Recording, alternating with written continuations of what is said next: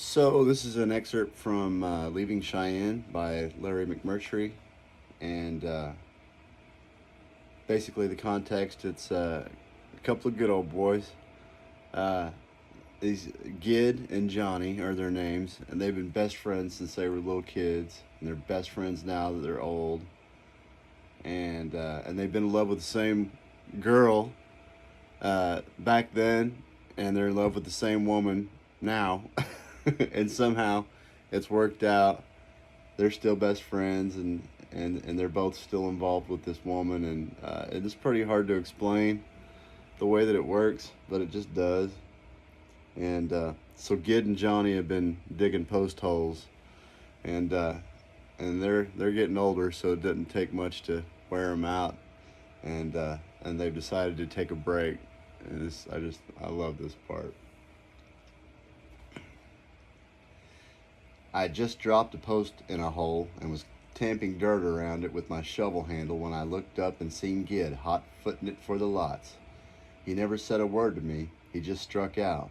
Well, sir, I thought, we'll both go. I knew he had some cold beer on ice in the water can, and I thought I'd help him siphon off a little. When I got there, he was plopped down in the shade of his new GMC pickup, swigging on the first can.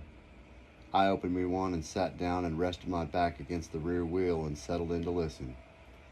Gid had pitched his hat on the running board and set his beer can down between his legs so he'd have both hands free to wave. I seen the sun had blistered his old bald noggin again, right through the straw hat. He had the hailstorm on his mind.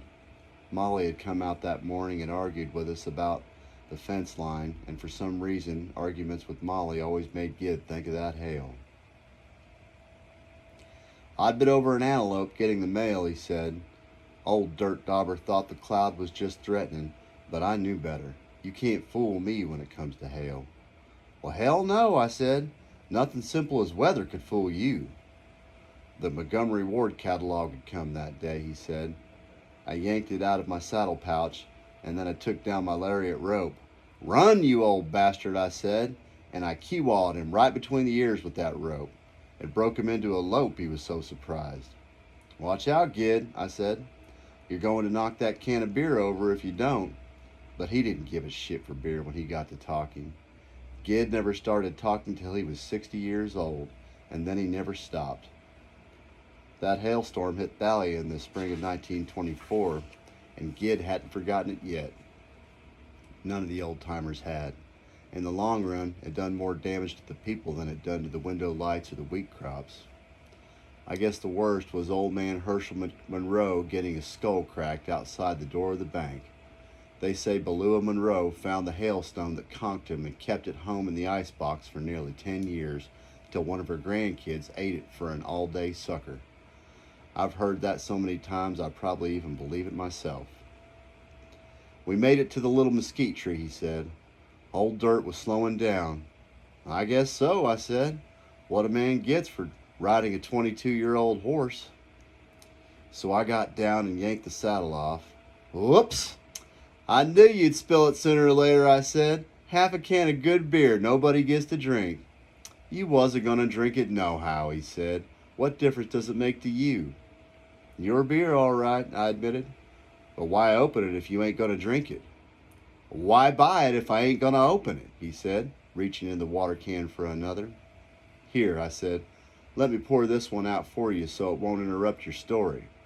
Just shut up, he said. I've emptied 2 cans of beer to your 1. Why, sure, I said. In the first place, you're older than me. And in the second place, I've always had to drink my cans. I've never been able to afford just to pour them out. He stopped and swigged beer until there wasn't much left in the new can. If you worked as smart as you talked, you'd have something to show for your long life, he said. That was Gid. He thought my working for wages was a disgrace. But I got my pleasure out of doing what I wanted to, not out of owning no damn mesquite or prickly pear. I told him that 100 times, but he never did understand it.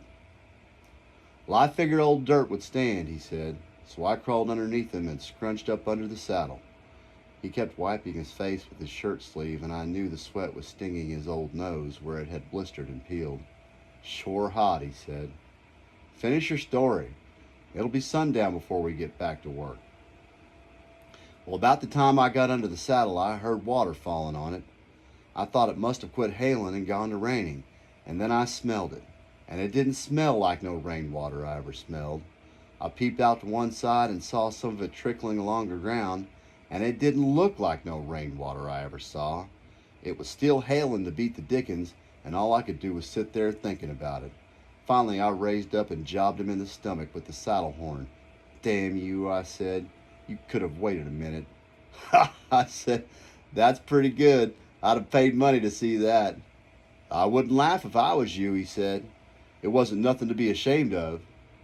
"Well, no, but it wasn't nothing much to brag about either," I said. He waved his beer can in my face. "You better not talk," he said. "Where was you when we had that storm? At least I was home where I belonged. I wasn't off in no New Mexico, living with no Indian woman." "Well, neither was I," said. "I knew you'd drag that in. I can tell what you're going to say before you even say it. For the 900th time, I wasn't off in New Mexico. I was right near Baileyboro, Texas, and I wasn't where no horse could wee-wee on me, that's for damn sure." "Not on me, on the saddle." Gid was very particular about that point. "It's too hot to listen to you explain. Actually, when they had that storm, I had done been busted up in my horse wreck and was in the hospital. I wasn't even living with Jelly." "When I jobbed him, he kicked me," Gid said, and he looked kind of sad remembering. Contrary as he was, I could feel sorry for Gid sometimes. He was getting old, and he wouldn't admit it. Middle of July, hot as a firecracker, and the old fart wouldn't stretch out and rest for love nor money. Telling them old stories, getting himself in a stir, remembering them. I wish I could have talked some sense into him, sat him down and told him, "Now, God damn it, Gid, you're getting about old enough to slow down. It won't hurt you to take a little rest in the afternoons." But when it come right down to saying it, I just let him go. Making him mad would have done more damage than the advice was worth. Besides, I kind of got a kick out of hearing the stories again myself. "Put your hat on, Gid," I said. "You'll go off and forget it and take a sunstroke." "That was the first time Dirt had kicked me in 10 years, he said. It surprised me, and then he run off. "Well, did you cuss him?" I said. "Yeah, but it didn't do no good." "Why, no, that don't surprise me," I said. "And don't do no good when you yell at me either." "Well, yeah, but you ain't a horse," he said. "That's all right. Neither one of us can understand you when you yell. You don't talk plain." "Bullshit," he said. "If you just get you one of them little invisible hearing aids, you could hear fine. Nobody's going to blame you for getting old." Gid was the worst about that kind of remark I ever saw. "Who said anything about old?" I said. "You sputter when you yell. Maybe it's them false teeth, I don't know. And the next time, I wish you'd buy Pearl if you was going to buy beer. You let this get a little warm and it tastes like horse piss." He threw his beer can on the pile we were building up by the loading chute.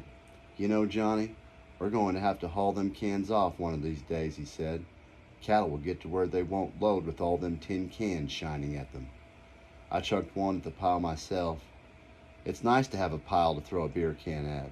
A man can see he's been accomplishing something. "Leave them cans where they are," I said. "The pile's just now getting big enough it's easy to hit. Besides, we ain't gonna load no cattle recently." "Well, that's about the size of it," he said. "And that can pile is still right where it was. We never got around to hauling it off, and I'm glad. It's kind of a monument." "When are we going to get back to work?" I said. He had to strike 5 matches to get his stogie lit, and then it went right out. He just bought them to chew anyways. "Looks like you'd be willing to rest," he said. "I try to ease up on you in the heat of the day when you go to rearing and tearing. You have to sit like an old bugger like you to keep from killing himself. I guess you just want to prove you can still work." "Blame it on me," I said. "I'm handy. Now, if you were able to work in weather like this, it'd be different. I seen you get wheat trimbles yesterday digging that corner post hole." "It was hot yesterday," I had to admit. "Anybody that works hard can get too hot." Sure, he said. "Don't be sure in me," I said. "You had the weaves yourself a dozen times. You just had that crowbar to prop yourself up, or you'd have gone down 15 times. Aw, he said, that's just your imagination. The sweat drips off my bifocals and I stumble once in a while, that's all. Of course, I said, that must be it. That's why you're going to have that operation next month. Sweat's what does it. Making fun of a sick man, he said. Let me finish my story. I knew that story like a good preacher knows the Bible, but I listened anyways. I like to hear what new lies Gid would put in. What happened, he said, was old Dirt squashed my hip when he run me over. No wonder you're so bunged up nowadays, I said. You ought to have taken better care of yourself when you were young. There's a blister bug on your hat, he said.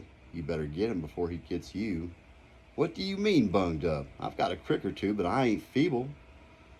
I caught the brim of my hat and flipped the blister bug halfway across the lot. Them sons of bitches are going to take this country, I said. Yeah, them and the mesquite, and the government. I hope I ain't alive to see it. You won't be, I said. The country ain't that far gone. Then it don't lack much, he said.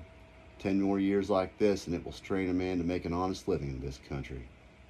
He flipped about 4 inches of stogie over toward the can pile. It strains the one that make an honest living now, I said, but that don't affect the majority. What was the matter with that cigar? Nothing. Good cigar. That little piece I threw away wasn't worth lighting. Kiss my butt, I said.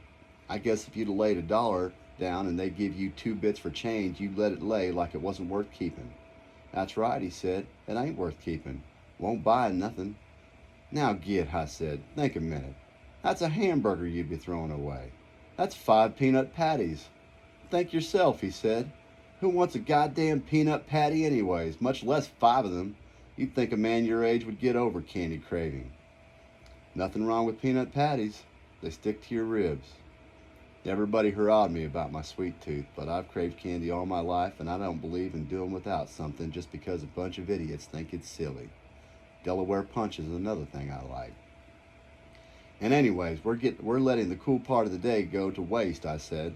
I guess it'll be 110 tomorrow. We ain't gonna work tomorrow, he said. I promised Susie I'd take her to see Snow White. Then he went back to his story. I don't know how I survived, he said. Finally, the hail was piled up around me and the saddle like it was an igloo. I remember that. I reached in and got my pocket knife and slipped the boot off my right foot. You ain't gonna talk till supper time. I might as well trim my corns, I said. Poor bastard, he said. I guess a man's feet give out first. Not mine, I said. I've had sense enough not to use mine much. I just got a few corns. Mabel talked me into having Susie a pair of little boots made, he said. Made out of javelina skin. Sure pretty. I'll bet, I said. And probably didn't cost over 5 times what they were worth. What do you want to spend money on javelina skin for? Soft. Don't hurt a kid's feet much. Well, that's the way the whip pops, I said. The first pair of shoes I ever bought felt like they was made out of tin. Mine did too, he said. No wonder we're both cripples. What'd you do when it quit hailing? Stood up, he said. When I looked around, I seen I wasn't but just across the peach orchard from the Eldenfelder's house, so I got me a limb for a crutch and hopscotched across the orchard. A man's taking his life in his hands going up to a Dutchman's house on one leg, I said. It's a wonder the dogs didn't rip you up. I thought about that, he said. We was near neighbors, and the dogs knew me a little, else I wouldn't have gone up at all.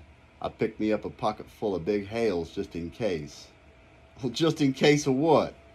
You couldn't hit a dog with a hailstone in 15 throws. I don't know, he said. I could always chuck good and straight.